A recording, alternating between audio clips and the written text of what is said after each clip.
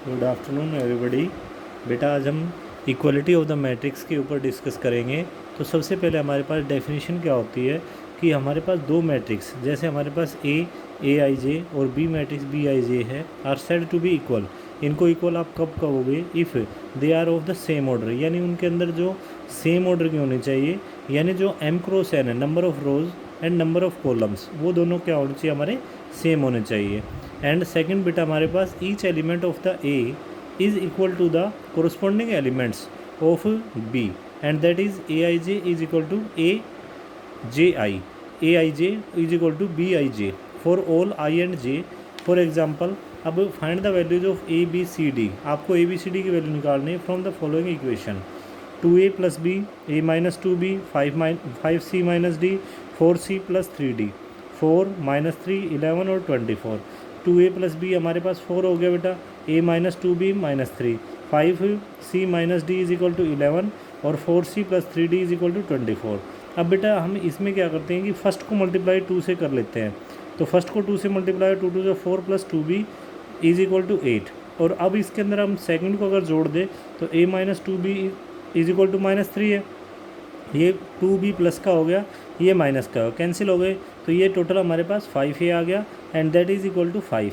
तो ये 5 से 5 cancel, a is equal to 1।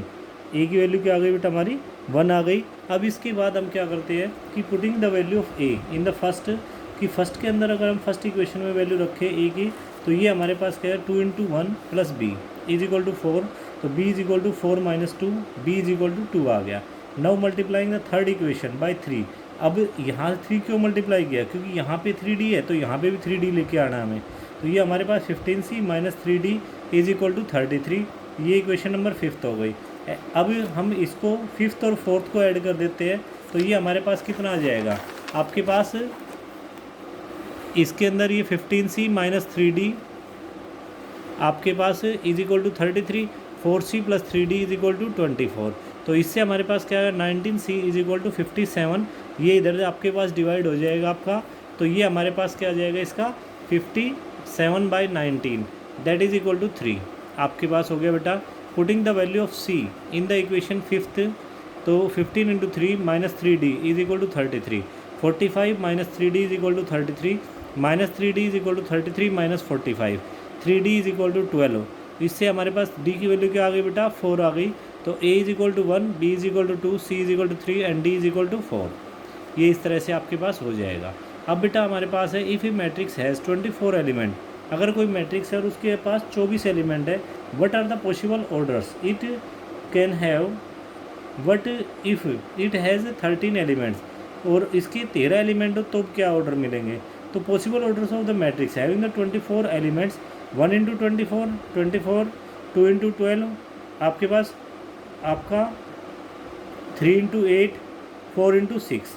अब इधर हमारे पास क्या होगा बेटा कि 24 इंटू 1 हो जाएगा आपका, या तो हमारे पास 24 रोज और एक कॉलम बने, या फिर आपके पास 12 इंटू 2, 8 इंटू 3, और ये हमारे पास 6 into 4।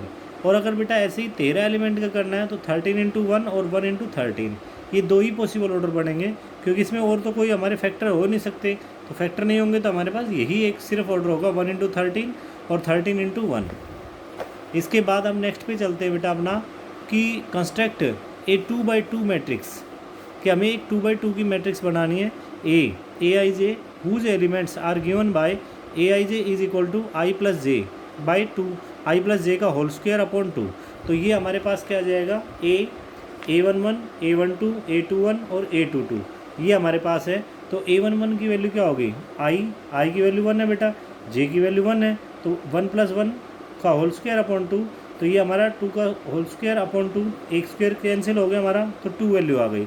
A12 is equal to 1 plus 2 upon 2, 1 plus 2 का होल स्क्वायर, तो ये हमारे पास 9/2 हो गया बेटा हमारा। A21, तो ये 2 प्लस 1 का होल स्क्वायर अपॉन 2 यानी 9/2।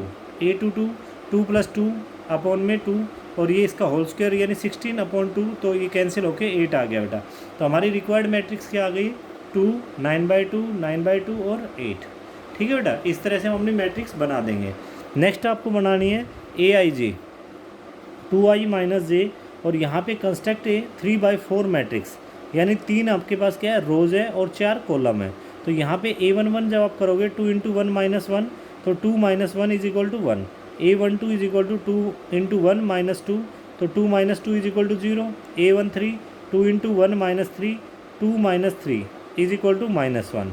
ऐसे ही A14 2 इंटू 1 माइनस 4, 2 माइनस 4, तो ये माइनस 2 आ गया बेटा। A21 2 इंटू 2 माइनस 1, तो 4 minus 1 is equal to 3। A22 2 into 2 minus 2, 4 minus 2, और ये 2 रिजल्ट हो गया हमारा। ऐसे ही 2 3 लेके चलेंगे बेटा।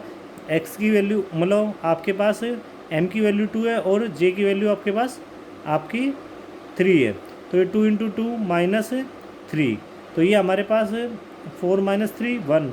ऐसे ही 2 4, तो 2 इंटू 2 माइनस 4, तो 4 minus 4 is equal to 0। A31 2 into 3 minus 1 upon 6 minus 1, that is equal to आपके पास बेटा 5 हो जाएगा। तो इस तरह से हम अपने ये सारे फैक्टर्स निकालेंगे बेटा, और ये फैक्टर्स निकाल के तब हम इसको क्वेश्चन को सॉर्ट आउट करेंगे। तो ये आपके पास A32 2 इंटू 3 माइनस 2, 6 माइनस 2 4 हो गया। A33 2 into 3 minus 3, 6 minus 3 upon 3, this is equal to 3। और ये हमारा 2 into 6 3 minus 4, so 6 minus 4 is equal to 2। A34 हमारे पास क्या आ गया 1 0 माइनस 1 माइनस 2, 3 2 1 0 5 4 3 2। ये हमारे पास देखिए बेटा 1 2 3 4, 4 तो कॉलम है और 3 रो है, 3 रो और 4 कॉलम की मैट्रिक्स तैयार हो गई है।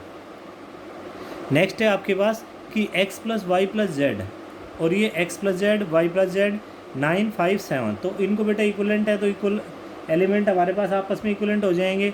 तो ये x plus y plus z is equal to 9, x plus z is equal to 5 और y plus z is equal to 7। तो subtracting 3 from the first x plus y plus z is equal to 9, तो y plus z is equal to 7, तो ये minus किया तो बेटा हमारे पास सिर्फ x बच गया, 2 आ गई value. Now substituting second, subtracting second from first, कि सेकेंड को हम माइनस करते हैं फर्स्ट से, तो हमारे पास y आ जाएगा 5 9 माइनस 5 4, तो x की वैल्यू मिल गई, y की वैल्यू मिल गई। अब ये दोनों वैल्यू हम अपनी सब्स्टिट्यूट कर देते हैं, तो 2 plus 4 plus z is equal to 9, तो z is equal to 9 minus 6, that is equal to 3, तो x is equal to 3, y is equal to 4 and z is equal to 3। तो ये हमारे रिक्वायर्ड हो जाएंगे बेटा, ठीक है जी। जो x y z की वैल्यू हमें निकालनी थी वो हमारे पास आ जाएगी, ठीक है जी। तो ये आप लोगों को करना है बेटा। Thank you.